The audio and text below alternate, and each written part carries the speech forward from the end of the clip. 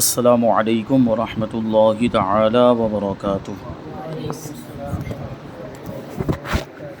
نحمده ونصلي ونسلم على رسوله الكريم اما بعد فاعوذ بالله من الشیطان الرجیم بسم اللہ الرحمن الرحیم ان اللہ وملائکته یصلون علی النبی یا ایھا الذین آمنوا صلوا علیہ وسلموا تسلیما اللهم صل على سيدنا ومولانا محمد معدن الجود والكرم وآله الكرام وابنه الكريم وبارك وسلم صلاة وسلاما عليك يا رسول اللہ صلی اللہ تعالی علیہ وسلم۔ اس سے پہلے حلال اور حرام جانوروں کا بیان گزرا۔ اب یہاں سے فرماتے ہیں کہ کون سے جانوروں کا گوشت حضور پاک صلی اللہ علیہ وسلم نے تناول فرمایا یعنی کھایا۔ تو پہلا سوال یہ کہ کیا حضور نبی کریم صلی اللہ علیہ وسلم نے بکری کا گوشت تناول فرمایا ہے؟ تو جواب جی ہاں۔ بخاری مسلم کی ایک تفصیلی روایت کا خلاصہ یہ ہے، حضرت جابر رضی اللہ تعالی عنہ نے غزوہ خندق کے دن بکری کے گوشت کے سالن اور روٹیوں سے حضور پاک صلی اللہ علیہ وسلم کی اور صحابہ کرام علیہم الرضوان کی دعوت کی۔ تو دیکھیں یہاں پہ غزوہ خندق یہ ایک جنگ ہوئی ہے، اسلام کی بہت عظیم جنگ ہے جس کو غزوہ احزاب بھی کہا جاتا ہے۔ اس جنگ میں حضور پاک صلی اللہ علیہ وسلم نے حضرت سلمان فارسی رضی اللہ تعالیٰ عنہ کے مشورے کو قبول کرتے ہوئے مدینہ منورہ کے ارد گرد ایک خندق کھدوائی تھی۔ خندق مطلب بہت بڑا گڈھا، تاکہ وہ کفار جو لشکر لے کر آئے تھے حملہ کرنے کے لیے وہ اس گڈھے کو پار کر کے مدینے میں داخل نہ ہو سکے۔ اس کو غزوہ خندق کہتے ہیں۔ اس موقع پر حضرت جابر رضی اللہ تعالیٰ عنہ نے حضور پاک صلی اللہ علیہ وسلم کی دعوت کی تھی، تو بکری کا گوشت تھا، اس کا سالن بنایا تھا اور حضور پاک صلی اللہ علیہ وسلم کی بارگاہ میں پیش کیا اور حضور نے اس کو تناول فرمایا۔ تو اس سے پتہ چلا کہ حضور نے بکری کا گوشت کھایا ہے۔ کیا رسول اللہ صلی اللہ علیہ وسلم نے مرغی کا گوشت تناول فرمایا ہے؟ جواب جی ہاں۔ صحیحین میں، صحیحین سے مراد صحیح بخاری اور صحیح مسلم، حدیث کی دو بڑی کتابیں۔ صحیحین میں حضرت ابو موسیٰ اشعری رضی اللہ تعالی عنہ سے مروی ہے، کہتے ہیں میں نے رسول اللہ صلی اللہ علیہ وسلم کو مرغی کا گوشت کھاتے ہوئے دیکھا ہے۔ تو اس سے کیا ثابت ہوا کہ حضور پاک صلی اللہ علیہ وسلم نے مرغی کا گوشت بھی کھایا ہے، یعنی بکری کا گوشت کھانا بھی حضور کی سنت ہے اور مرغی کا گوشت کھانا بھی حضور کی سنت ہے۔ آگے سوال ہے کہ کیا رسول اللہ صلی اللہ علیہ وسلم نے خرگوش کا گوشت تناول فرمایا؟ خرگوش جانتے ہیں آپ لوگ، جس کو ہم اپنی زبان میں سسلا بولتے ہیں، تو اس کا گوشت کھانا رسول پاک صلی اللہ علیہ وسلم سے ثابت ہے۔ تو جواب ایک حدیث پاک کے ظاہر سے تناول فرمانا معلوم ہوتا ہے۔ چنانچہ صحیح بخاری و مسلم میں حضرت انس رضی اللہ تعالیٰ عنہ سے مروی وہ کہتے ہیں کہ ہم نے مر الزہران کہ مکہ مکرمہ کے قریب ایک جگہ کا نام ہے، وہاں پر خرگوش بھگا کر پکڑا۔ میں اس کو ابو طلحہ رضی اللہ تعالیٰ عنہ کے پاس لایا، انہوں نے اس کو ذبح کیا اور اس کی پٹھ اور رانیں حضور پاک صلی اللہ علیہ وسلم کی خدمت میں بھیجی۔ حضور پاک صلی اللہ علیہ وسلم نے اس کو قبول فرمایا۔ اس کا مطلب ہے کہ خرگوش کا گوشت بھی حضور نے کھایا، اور خرگوش کے حلال ہونے میں کوئی شک نہیں، وہ حلال جانور ہے، ویسے کھایا جا سکتا ہے۔ کیا رسول اللہ صلی اللہ علیہ وسلم نے حمار وحشی کا گوشت تناول فرمایا؟ اس سے پہلے آیا تھا گور خر کے بارے میں بتایا کہ جنگلی گدھا ہوتا ہے ایک قسم کا، اس کی تفصیل بھی اس سے پہلے بیان کی تھی کہ وہ کس طرح کا ہوتا ہے، اس کا رنگ کیسا ہوتا ہے۔ کیا یہ جو یہاں جو ہمارے سامنے گھومتا پھرتا رہتا ہے جو پالتو گدھا ہوتا ہے وہ تو حرام ہے، وہ نہیں کھا سکتے ہیں۔ جو جنگلی گدھا ہوتا ہے جو جنگلوں میں رہتا ہے اس کو حمار وحشی کہتے ہیں اور گور خر بھی کہتے ہیں، اس کا گوشت حضور نے تناول فرمایا ہے؟ تو جواب جی ہاں۔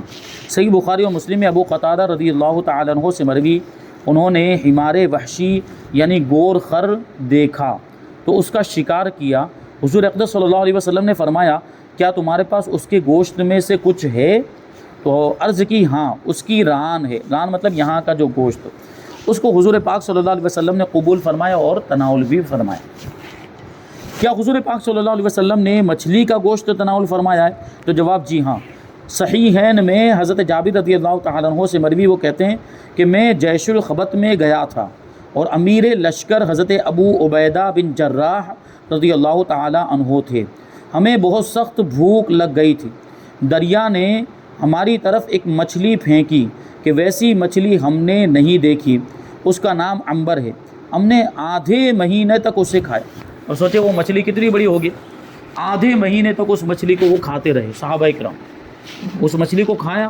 پھر کیا فرماتے ہیں حضرت ابو عبیدہ رضی اللہ تعالیٰ عنہ نے اس کی ایک ہڈی کھڑی کی، بعض روایتوں میں پسلی کی ہڈی تھی، اور اس کی کجی یعنی ٹیڑھا پن، اس کی کجی اتنی تھی کہ اس کے نیچے سے اونٹ ماں سوار کے گزر گیا۔ کیا مطلب، جیسے ہم لوگ نہیں وہ مچھلی کھاتے ہیں تو اس میں سے کانٹا نکلتا ہے، ایسے یوں راؤنڈ میں ہوتا ہے، ایسے گھما ہوا ہوتا ہے۔ تو حضرت ابو عبیدہ ابن جراح رضی اللہ تعالیٰ عنہ نے اس کی ایک ہڈی کو، اب وہ تو اتنی بڑی مچھلی تھی تو اب اس کو تو ہڈی کہیں، اس کو کانٹا کیسے کہیں، کانٹا تو چھوٹا سا ہوتا ہے، تو وہ اتنی بڑی ہڈی تھی، اس کو ایسے کمان کی طرح یوں کھڑا کر دیا، اس ہڈی کو، ایسی کماندار جو ہڈی تھی۔ اب اس میں سے حکم دیا کہ ایک اونٹ یہاں سے نکلے، تو اونٹ تو نکل گیا، اس کے اوپر جو سوار تھا وہ بھی اس کے نیچے سے نکل گیا۔ اب سوچیں وہ کتنی بڑی مچھلی ہوگی۔ تو وہ مچھلی یہ صحابہ کرام نے تناول فرمائی تھی۔ پھر آگے کیا ہوا، کہتے ہیں کہ جب ہم واپس آئے تو حضور پاک صلی اللہ علیہ وسلم سے اس واقعے کا ذکر کیا، تو حضور نے فرمایا کھاؤ، اللہ تعالیٰ نے تمہارے لیے رزق بھیجا ہے، یعنی اس کا گوشت وہ ساتھ میں بھی لے کر آئے تھے، وہاں تو آدھے مہینے تک کھایا، پھر اس کو کاٹ کے مچھلی کو اس کا گوشت ساتھ میں بھی لے کر آئے۔ تو حضور نے فرمایا کہ اللہ نے تمہارے لیے یہ رزق بھیجا ہے، اور تمہارے پاس ہو تو ہمیں بھی کھلاؤ۔ تو راوی بیان کرتے ہیں ہم نے اس میں سے حضور پاک صلی اللہ علیہ وسلم کے پاس اس کا کچھ گوشت بھیجا، تو حضور پاک صلی اللہ علیہ وسلم نے تناول فرمایا۔ تو اس سے پتہ چلا کہ مچھلی حضور نے کھائی ہے۔ کیا حضور اقدس صلی اللہ علیہ وسلم نے گائے کا گوشت تناول فرمایا ہے؟ جواب، ایک حدیث پاک کے ظاہر سے معلوم ہوتا ہے کہ تناول فرمایا ہے، جیسا کہ حضرت بریرہ رضی اللہ تعالیٰ عنہ کے لیے گوشت گاؤ صدقہ میں آیا، یعنی گائے کا گوشت صدقے میں آیا، وہ اسے حضور کے پاس لے گیا، وہ حضور کے پاس لے کر آئے، تو حضور پاک صلی اللہ علیہ وسلم سے عرض کیا کہ یہ صدقہ ہے، کہ یہ بریرہ کے لیے آیا ہے، تو فرمایا کہ اس کے لیے صدقہ ہے لیکن ہمارے لیے ہدیہ ہے، کہ صدقہ جس کو دیا جائے وہ وہاں تک صدقہ رہتا ہے، لیکن بعد میں وہ اس کا مالک بن جاتا ہے، پھر وہ اگر آگے کسی کو بڑھاتا ہے تو پھر وہ صدقہ نہیں رہتا، وہ اس کی طرف سے ہدیہ مانا جائے گا۔ تو اس سے پتہ چلا کہ وہ گائے کا گوشت تھا، حضور پاک صلی اللہ علیہ وسلم نے گائے کا گوشت بھی تناول فرمایا۔ تو کتنے گوشت ہو گئے، ایک بکری کا گوشت ہو گیا، پھر مرغی کا گوشت ہو گیا، خرگوش کا گوشت، حمار وحشی یعنی جنگلی گدھے کا گوشت ہو گیا، مچھلی کا گوشت اور گائے کا گوشت، یعنی ان ساری چیزوں کا گوشت حدیثوں سے ثابت ہے کہ حضور پاک صلی اللہ علیہ وسلم نے تناول فرمایا۔ مطلب یہ ہے کہ ان سارے گوشتوں کو کھانا یہ حضور پاک صلی اللہ علیہ وسلم کی سنت ہے۔ تو ہم نے اب جان لیا ہے کہ یہ گوشت کھانا حضور کی سنت، تو اب جب بھی ہم یہ گوشت کھائیں تو ہمیں سنت کی نیت کر لینی چاہیے، تاکہ ہمیں کھاتے ہوئے ثواب بھی مل جائے۔ سنت کی نیت سے کھائیں گے تو ثواب ملے گا۔ اب یہاں سے ذبح کا بیان، ذبح مطلب کیا، وہ جانور کو جو ہم اپنی زبان میں کہتے ہیں نا حلال کرنا، اور ہم اپنی جاڑی زبان میں کہتے ہیں سلا پھرانا، تو جانور کو حلال کرنا اسی لیے کہتے ہیں کہ وہ اس پر وہ چھری چلانے کے بعد وہ اس کا جب خون نکل جاتا ہے تو اس کا کھانا حلال ہو جاتا ہے۔ ایسے زندہ جانور ہم نہیں کھا سکتے۔ زندہ جانور جو ایسے ابھی چلتا پھرتا بکرا ہے، آپ سوچیں کہ اس کے ٹانگ کے پاس کا یہ گوشت کا ٹکڑا کاٹ کے کھا لیں، جائز نہیں ہے۔ زندہ جانور کا اس طرح گوشت کاٹ کر نہیں کھا سکتے۔ اس کو اگر ہم کھانا چاہتے تو کیا کرنا پڑے گا، ذبح کرنا پڑے گا، اس کو شرعی طور پر کیا کرنا پڑے گا، حلال کرنا پڑے گا، یعنی اس میں سے سب وہ خون اس کا نکل جائے، اس کے بعد بہتا ہوا جو خون ہے وہ سب نکل جائے، اس کے بعد اس کا گوشت حلال ہو جاتا ہے، پھر کھا سکتے ہیں۔ تو یہ مطلب ہوا ذبح کرنے کا۔ اسی کو بیان کرتے ہیں کہ ذبح کرنے کا مطلب کیا ہے۔ تو جواب، گلے میں چند رگیں ہوتی ہیں، یہ انسان کے اس میں بھی ہوتی ہیں، جانور کے اس میں بھی ہوتی ہیں، ان کے کاٹنے کو ذبح کہتے ہیں، اور اس جانور کو جس کی وہ رگیں کاٹی گئی ہوں ذبیحہ کہتے ہیں، اور ذبح بھی کہتے ہیں۔ ذبیحہ کا آپ لوگ عام طور پر یہ لفظ سنتے رہتے ہوں گے کہ یہ فلاں کا ذبیحہ، یہ فلاں کا ذبیحہ ہے، یعنی ذبیحہ مطلب ذبح کیا ہوا جانور، یہ لفظ بھی یاد رکھنا ہے، اور ذبح کا مطلب بھی یاد رکھنا ہے۔ ذبح مطلب وہ رگیں کاٹنا، جانور کی رگوں کو کاٹنا، اس کو ذبح کرنا کہتے ہیں، اور جس جانور کو ذبح کیا جائے اس کو ذبیحہ اور ذبح بھی کہتے ہیں۔ تو کم سے کم 3 رگیں کٹنی چاہیے، زیادہ سے زیادہ 4 رگیں یہ کٹنی چاہیے۔ آگے اس کو تفصیل کے ساتھ بیان کریں گے۔ کون سے جانور ذبح کیے جا سکتے ہیں اور کون سے نہیں؟ جواب، بعض جانور ذبح کیے جا سکتے ہیں اور بعض کو ذبح نہیں کیا جا سکتا۔ جو شرعاً ذبح نہیں کیے جا سکتے ہیں ان میں یہ 2 مچھلی اور ٹڈی، کہ بغیر ذبح کیے ہوئے بھی حلال، پہلے ہی آ چکا، کہ مچھلی کو ذبح کرنے کی ضرورت نہیں ہو، ٹڈی کو بھی ذبح کرنے کی ضرورت نہیں، ویسے ہی کھا سکتے ہیں۔ اور جو ذبح کیے جا سکتے ہیں وہ بغیر زکوٰۃ شرعی کے حلال نہیں، یعنی جب تک ان کو شرعی طور پر ذبح نہ کیا جائے، وہ 3 رگیں یا 4 رگیں نہ کاٹی جائیں اور ان کا خون بہایا نہ جائے، ان کا کھانا حلال نہیں ہوتا۔ جیسے بکرے کو لے لیں کہ بکرے کو ویسے نہیں کھا سکتے جب تک اس کو ذبح نہ کر لیں۔ زکوٰۃ شرعی کا یہ مطلب ہے کہ جانور کو اس طرح نحر یا ذبح کیا جائے کہ وہ حلال ہو جائے۔ ذبح کرنے کا تو مطلب یہی ہو گیا۔ اب نحر کرنے کا مطلب کیا ہوتا ہے؟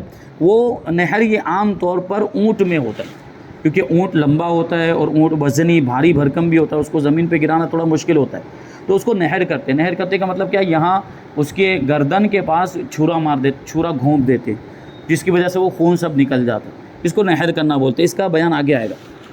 اب آگے کہتے ہیں کہ زکوٰۃ شرعی کی کتنی قسمیں، یعنی شرعی طور پر جو جانور کو ذبح کیا جاتا ہے اس کی کتنی قسمیں؟ جواب، زکوٰۃ شرعی کی 2 قسمیں ہیں، اختیاری اور اضطراری۔ اختیاری کا مطلب آدمی اپنے اختیار سے اس کو ذبح کر رہا ہے، یعنی آدمی کو کسی طرح کی کوئی مجبوری نہیں ہے اور کوئی رکاوٹ بھی نہیں، بس اس کے سامنے بکرا موجود ہے اور وہ ذبح کر رہا ہے۔ نارملی جو عام طور پر معمول کے مطابق جو ذبح کیا جاتا ہے اس کو کہیں گے اختیاری۔ لیکن کبھی ایسی مجبوری ہوتی ہے کہ ہم جس طرح عام طور پر بکرے وغیرہ کو ذبح کرتے ہیں اس طرح نہیں کر پاتے، جیسے کہ شکار کرنے کے لیے گیا، ہرن کا شکار کر رہا ہے تو ہرن کو تیر سے مارے گا، وہ ہرن تو بھاگ رہا ہے تو اس کو وہ شرعی طور پہ ذبح تو نہیں کر سکتے ہیں، تو اس کا شکار کیسے ہوتا ہے؟ تیر سے ہوتا ہے، یا ابھی کے زمانے بندوق گولی سے کریں گے، تو اس کو ذبح اضطراری کہتے ہیں، اسی کو آگے بیان کریں گے۔ زکوٰۃ اختیاری کی کتنی قسمیں ہیں؟ جواب دیتے ہیں، زکوٰۃ اختیاری کی 2 قسمیں ہیں، ذبح اور نحر۔ ذبح کا مطلب وہی رگے کاٹنا، اور نحر میں نے جو ابھی بتایا یہاں پہ چھرا گھونپ دیتے ہیں۔ اب آگے بتاتے ہیں زکوٰۃ اضطراری سے کیا مراد ہے۔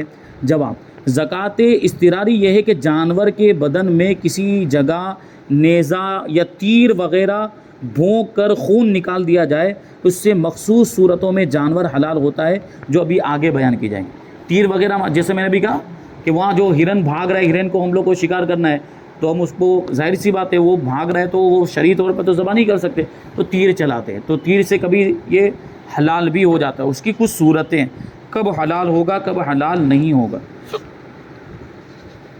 تو سب سے پہلے ابھی یہاں پہ زکوٰۃ اختیاری کی جو 2 قسمیں بتائی تھی اس میں سے ذبح کو تو بتا دیا، رگوں کو کاٹنا، لیکن اب دوسری قسم وہ کیا ہے؟ نحر۔ نحر کے بارے میں بتاتے ہیں۔ حلق کے آخری حصے میں نیزہ وغیرہ بھونک کر رگیں کاٹ دینے کو نحر کہتے ہیں۔ یہ حلق ہے، یہ عام طور پر اونٹ میں ہی یہ کیا جاتا ہے۔ اونٹ کا یہ جو حلق والا حصہ، اس کا نیچے والا جو آخری حصہ ہوتا ہے، یہاں پہ وہ کچھ چھرا وغیرہ جو ہے کہ یا نیزہ یہ گھونپ دیتے ہیں۔ عام طور پہ وہ چھرا ایسے کٹ مار دیتے ہیں، یا پھر نیزہ وہ پرانے زمانے میں جو لکڑی کے اندر جو آگے وہ نوکیلا جو اوزار لگا رہتا ہے اس کو کیا بولتے ہیں؟ نیزہ، وہ یہاں پہ گھونپ دیتے تھے، جس کی وجہ سے یہاں سے اس کا پورا خون نکل جاتا، وہ تھوڑی دیر میں وہ زمین پہ گر بھی جاتا تھا، تو اس کو نحر کرنا بولتے ہیں۔ ذبح کی جگہ کون سی ہے، یعنی کہاں پر ذبح کرنا چاہیے، رگیں کون سی کاٹنی چاہیے؟ ذبح اوپر نیچے، یہاں کاٹنا ہے یہاں کاٹنا ہے، یہ بالکل گلے کے پاس کاٹنا ہے، گردن پہ کاٹنا ہے، کہاں کاٹنا ہے؟ تو وہی جواب دیتے ہیں، ذبح کی جگہ حلق اور لبہ کے مابین ہے۔ لبہ سینے کے بالائی حصے کو کہتے ہیں، یعنی یہ سینہ ہے تو جانور کا بھی سینہ ہوگا، تو یہاں سینہ جہاں ختم ہو جاتا ہے یہی لبہ ہے، یہاں سے یہ گردن شروع ہو جاتی ہے، اور کہتے ہیں حلق کے نیچے والا، یہ جو درمیان کا حصہ ہے، سینے کے اوپر سے لے کے یہاں گردن کے یہ حلق کے نیچے تک کا جو حصہ، حلق کے درمیان کا یہ والا جو حصہ ہے، اسی کو کیا بولتے ہیں؟ ذبح کرنے کی جگہ کہا جاتا ہے۔ یہیں پر ذبح کرنا چاہیے، بہت یہاں اوپر سے بھی نہیں کاٹنا چاہیے اور بہت نیچے سے بھی نہیں کاٹنا چاہیے، یہ بیچ میں سے یہاں درمیان والا جو حصہ ہے یہاں سے جانور کو ذبح کرنا۔ کبھی اب آپ لوگوں کو جانور ذبح کرنے کی ضرورت پیش آ جائے، ابھی بقرعید قریب آ رہی ہو، کسی نے بلا لیا بابا آ جاؤ ذبح کر دو، تو بسم اللہ اللہ اکبر بول کے یہ یہاں سے کاٹنا ہے، یہ یہاں جو بیچ والا حصہ ہے حلق اور لبہ کے درمیان کا حصہ یہاں سے کاٹنا، اور کس طرح کاٹنا ہے کہ کم سے کم 3 رگیں کٹ جائیں، اور زیادہ سے زیادہ کتنی رگیں کٹنی چاہیے؟ 4۔ کس جانور کو نحر کریں گے اور کس کو ذبح کریں گے؟ تو جواب دیتے ہیں، اونٹ کو نحر کرنا اور گائے بکری وغیرہ کو ذبح کرنا سنت ہے۔ جیسے میں ابھی کہتا آ رہا ہوں کہ اونٹ کو نحر کیا جاتا ہے، ہاں اونٹ کو اگر ذبح کرنا چاہتے ہیں تو ذبح بھی کر سکتے ہیں، اگر اس کو کسی طرح لٹا دیا تو ذبح کریں گے تو ذبح بھی ہو جائے گا۔ اسی طرح نہر کرنا یہ بکری میں بھی ہو سکتا ہے، بکرے میں بھی ہو سکتا ہے، لیکن کہتے ہیں کہ اونٹ کو نہر کرنا اور گائے بکری وغیرہ کو ذبح کرنا سنت ہے، اور اگر اس کا عکس کیا یعنی اونٹ کو ذبح کیا اور گائے وغیرہ کو نہر کیا تو جانور اس صورت میں بھی حلال ہو جائے گا، مگر ایسا کرنا مکروہ ہے کہ سنت کے خلاف ہے۔ سنت تو یہی ہے کہ اونٹ کو نہر کرنا، یہاں جو چھورا گھونپنا ہے یا نیزہ گھونپنا یہ اونٹ میں ہوگا، اور رگیں کاٹنے والا جو معاملہ وہ بکری اور گائے وغیرہ میں ہوگا۔ سوال، عوام میں یہ مشہور ہے کہ اونٹ کو 3 جگہ ذبح کیا جاتا ہے، کیا یہ صحیح ہے؟ جواب، عوام میں یہ مشہور ہے کہ اونٹ کو 3 جگہ ذبح کیا جاتا ہے، یعنی مان لیجئے مثال کے طور پر یہاں سے بھی ذبح، یہاں سے بھی، یہاں سے بھی، 3 جگہ ذبح کیا جاتا ہے، ایسی بات مشہور ہے۔ تو فرماتے ہیں یہ غلط ہے، اور ایسا کرنا مکروہ ہے کہ بلا وجہ بغیر کسی فائدے کے یہ تکلیف دینا ہو گیا اس کو، کہ ایک ہی جگہ سے ذبح کیا جائے گا، ایک سے زیادہ جگہ سے ذبح نہیں کیا جائے گا، کیونکہ اس میں جانور کو تکلیف زیادہ ہوگی، اور بلا ضرورت ایسا کوئی کام کرنا جانور کے ساتھ جس کی وجہ سے جانور کو زیادہ تکلیف ہو وہ مکروہ ہوتا ہے۔ ذبح میں کون سی رگیں کاٹی جاتی ہیں؟ جواب، جو رگیں ذبح میں کاٹی جاتی ہیں وہ 4 ہیں۔ حلقوم، پہلی رگ کیا ہے؟ حلقوم، یہ وہ ہے جس میں سے سانس آتی جاتی ہے، یہ وہ سب سے بڑی موٹی جو نلی ٹائپ کی جو ہے کہ یہ رگ ہوتی ہے جس میں سے سانس آتی جاتی ہے، جو پھیپھڑے سے سانس وہاں سے نکل کر یہ اوپر وہ ناک سے جو ہے کہ باہر نکلتی ہے، تو اس کو حلقوم کہتے ہیں۔ پھر ہے مری، اس سے کھانا پانی اترتا ہے، یہ دوسری رگ ہے جس کو مری کہتے ہیں، کھانا پانی وغیرہ اسی کے ذریعے سے اندر جاتا ہے۔ اور ان دونوں کے اغل بغل میں اور 2 رگیں ہیں جن میں خون کی روانی ہوتی ہے، یعنی جن میں سے خون آتا جاتا رہتا ہے، ان کو ودجین کہتے ہیں۔ ان کو کیا کہتے ہیں؟ ودجین۔ تو یہ کتنی رگیں ہو گئی؟ 4، حلقوم، مری اور ودجین۔ تو یہ چاروں رگیں جو ہیں ان کو کاٹا جاتا ہے، تو چاروں کٹنی چاہیے، یا ان میں سے کم کتنی کٹنی چاہیے؟ 3 کٹنی چاہیے۔ ذبح کے لیے وہی کہہ رہے ہیں، ذبح کے لیے کتنی رگوں کا کٹنا ضروری ہے؟ تو جواب دیتے ہیں کہ ذبح کی 4 رگوں میں سے 3 رگوں کا کٹ جانا کافی ہے، یعنی اس صورت میں بھی جانور حلال ہو جائے گا، کہ اکثر کے لیے وہی حکم ہے جو کل کے لیے، کہ 4 میں سے 3 کٹ گئی کا مطلب ہے کہ اکثر رگیں کٹ گئی ہے، اور جب اکثر کٹ گئی تو یوں سمجھا جائے گا کہ کل کٹ گئی، اور اگر چاروں میں سے ہر ایک کا اکثر حصہ کٹ جائے گا جب بھی جانور حلال ہو جائے گا، یعنی رگیں پوری نہیں کٹی، مان لیجئے کہ تھوڑی کٹی، ایک رگ تھوڑی سی کٹی، دوسری رگ بھی کٹ گئی، تیسری بھی کٹی، چوتھی بھی کٹ گئی، یہ اور اکثر حصہ ان کا کٹ گیا، تھوڑا سا ہلکا سا حصہ جو ہے کہ آخر میں رہ گیا، تو اس کی وجہ سے کوئی ضرر نہیں ہے، کیونکہ تھوڑا سا اگر وہ حصہ رگ کے آخر میں رہ گیا ہے تو اس کی وجہ سے کوئی فرق نہیں پڑے گا، کیونکہ جو خون وغیرہ نکلنا ہے وہ اکثر حصہ کٹ جانے کی وجہ سے نکل جائے گا، تو جانور حلال ہو جائے گا۔ اور اگر آدھی اگر ہر رگ کٹی ہے اور آدھی باقی رہ گئی تو اب جانور حلال نہیں، اکثر حصہ رگوں کا جو ہے وہ اکثر حصہ کٹنا چاہیے تو جانور حلال ہوگا۔ اگر اکثر حصہ کٹا نہیں ہے، آدھا ہی حصہ کٹا یا آدھے سے بھی کم کٹا ہے تو وہ جانور حلال نہیں ہوگا، کیونکہ ایسی صورت میں وہ خون اچھی طریقے سے باہر نہیں نکل پائے گا۔ اب ایک اور سوال ہے کہ فوق العقدہ یعنی گھنڈی سے اوپر ذبح کرنے کا کیا حکم ہے؟ یہ والا حصہ یہاں پہ جو جوڑ ہے، یہ حلق کا اور گردن کا یہ جوڑ ہے، یہ یہاں اتنا اوپر سے یہاں سے ذبح کرنا، یہ اس کو فوق العقدہ کہتے ہیں۔ اس میں علماء کا اختلاف ہے کہ جانور حلال ہوگا یا نہیں، یعنی یہاں سے ذبح کر دیا، اتنا اوپر سے ذبح کر دیا تو جانور حلال ہوگا کہ یہ نہیں؟ تو اس باب میں قول فیصل یہ ہے کہ ذبح فوق العقدہ میں اگر 3 رگیں کٹ جائیں تو جانور حلال ہے، ورنہ نہیں، کہ یہاں اگر رگوں کا سلسلہ اگر یہاں تک پہنچا ہوا ہے اور یہاں اوپر سے کاٹ رہے ہیں، فوق العقدہ جس کو کہہ رہے ہیں، گھنڈی سے اوپر، اور یہاں کاٹ رہے ہیں، ایسی صورت میں دیکھا جائے گا کہ وہ رگیں کٹ رہی ہے کہ نہیں کٹ رہی۔ اگر وہ 3 رگیں کٹ گئی ہے تو جانور حلال ہو جائے گا، نہیں کٹی ہے تو حلال نہیں ہوگا۔ فتح رضویہ شریف میں ہے، اس مقام میں تحقیق یہ ہے کہ ذبح میں گھنڈی کا اعتبار نہیں، چاروں رگوں میں سے 3 کٹ جانے پر مدار ہے، اگر 1 یا 2 رگ کٹی ہے تو حلال نہ ہوگا اگرچہ گھنڈی سے نیچے ہو، اور اگر چاروں یا کوئی سی 3 کٹ گئی تو حلال ہے اگرچہ گھنڈی کے اوپر ہو۔ بہار شریعت میں ہے کہ آج کل چونکہ چمڑے کا نرخ زیادہ ہے اور یہ وزن یا ناپ سے فروخت ہوتا ہے، اس لیے قصاب اس کی کوشش کرتے ہیں کہ کسی طرح چمڑے کی مقدار بڑھ جائے، کیونکہ دیکھیں یہاں نیچے سے کاٹیں گے تو اتنا چمڑا کم ہو جائے گا، اوپر سے کاٹیں گے تو یہ چمڑا اور شامل ہو جائے گا، اور چمڑے کا مطلب ان کے پاس ان کی مقدار بڑھ جائے گی۔ یہ تو اپنے زمانے کے اعتبار سے کہہ رہے ہیں کہ چمڑا مہنگا، اب تو چمڑا بہت سستا ہو گیا، کوئی حیثیت ہی نہیں ہے چمڑے کی، بہرحال یہ اپنے زمانے کے اعتبار سے قصاب اس کی کوشش کرتے ہیں کہ کسی طرح چمڑے کی مقدار بڑھ جائے، اور اس کے لیے یہ ترکیب کرتے ہیں کہ بہت اوپر سے ذبح کرتے ہیں، اور اس صورت میں ایسا بھی ہو سکتا ہے کہ یہ ذبح فوق العقدہ ہو جائے، اور اس میں علماء کو اختلاف ہے کہ جانور حلال ہوگا یا نہیں۔ اس بات میں قول فیصل یہ ہے کہ ذبح فوق العقدہ میں اگر 3 رگیں کٹ جائیں تو جانور حلال ہے، ورنہ نہیں۔ علماء کا یہ اختلاف اور رگوں کے کٹنے میں احتمال دیکھتے ہوئے احتیاط ضروری ہے کہ یہ معاملہ حلت و حرمت کا ہے، اور ایسے مقام پر احتیاط لازم ہوتی ہے، یعنی اتنا اوپر سے کاٹنا ہی نہیں چاہیے کہ شک ہو جائے، شبہ رہ جائے۔ تو وہ جہاں سے عام طور پر کاٹا جاتا ہے وہیں سے، جو اوپر بتایا حلق اور لبہ کے درمیان کی جو جگہ ہے وہاں سے کاٹنا چاہیے، اتنا اوپر سے نہیں کاٹنا چاہیے۔ اب جو ہے کہ اس کے تعلق سے اور بھی بہت سارے مسائل ہیں کہ ذبح کرنے سے جانور حلال ہونے کی کتنی شرطیں ہیں، وہ ساری شرطیں بیان کریں گے۔ بکری ذبح کی اور خون نکلا مگر اس میں حرکت پیدا نہیں ہوئی بکری کے اندر، تو اس کا کیا حکم ہے، اور بھی بہت سارے مسائل ہیں، انشاءاللہ ان کو ہم آئندہ درس میں شامل کریں گے۔ اللہ تبارک و تعالیٰ کی بارگاہ میں دعا ہے کہ جو کچھ بھی بیان ہوا اس پر ہم سب کو عمل کرنے کی توفیق عطا فرمائے۔ وما علینا الا البلاغ۔ السلام علیکم۔